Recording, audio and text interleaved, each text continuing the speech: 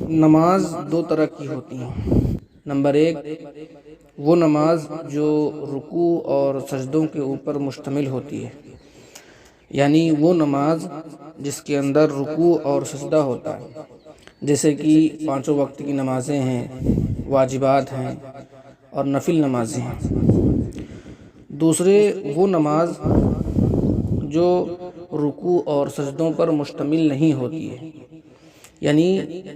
وہ نماز جس کے اندر رکوع اور سجدہ نہیں کیا جاتا ہے، جیسے کہ جنازے کی نماز۔ اسی طرح سے وہ نمازیں جو رکوع اور سجدوں پر مشتمل ہوتی ہیں، یعنی جن نمازوں میں رکوع اور سجدہ کیا جاتا ہے،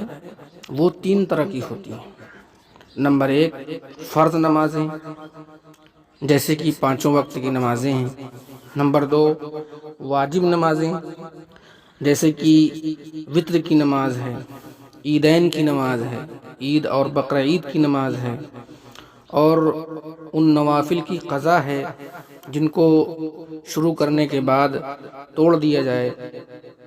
اور اسی طرح سے طواف کے بعد 2 رکعت نماز پڑھنا، تو یہ نمازیں واجب ہیں۔ اسی طرح سے تیسری نماز جو رکوع اور سجدوں پر مشتمل ہوتی ہے، وہ نفل نماز ہے، اور نفل نمازیں وہ ہوتی ہیں جو فرض نمازوں اور واجب نمازوں کے علاوہ ہوں۔ اب بات یہاں آتی ہے کہ کس طرح کے انسان پر نماز فرض ہے، یعنی کس انسان کو نماز پڑھنا چاہیے اور اس کے اوپر اللہ تبارک و تعالیٰ کی جانب سے نماز فرض کی گئی ہے۔ تو وہ انسان ہوتا ہے جس کے اندر 3 طرح کی صفات پائی جائیں، 3 خوبیاں پائی جائیں، تو وہ انسان، اس کے اوپر نماز پڑھنا فرض ہوگا، اس کے اوپر نماز فرض ہو جائے گی۔ تو نمبر ایک،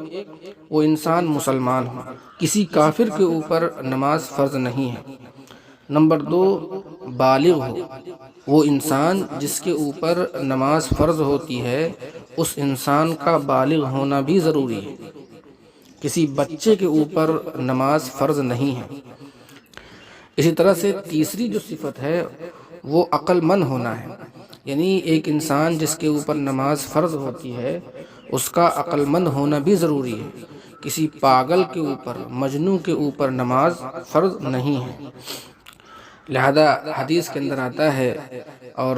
تمام والدین سے یہ گزارش کی گئی ہے، اللہ کے رسول صلی اللہ علیہ وسلم نے تمام والدین کو یہ حکم دیا ہے کہ مروا اولادکم بالصلاۃ وہم ابناء 7 واضربوہم وہم ابناء 10 وفرقوا بینہم فی المضاجع، یعنی تمام والدین سے یہ کہا گیا ہے کہ اپنے اولاد کو نماز پڑھنے کا حکم دو جب وہ 7 سال کے ہو جائیں، اور ان کو نماز نہ پڑھنے پر مارو اور ان کی تنبیہ کرو جب وہ 10 سال کے ہو جائیں، اور جب 10 سال کے ہو جائیں تو ان کے بستر الگ کر دو۔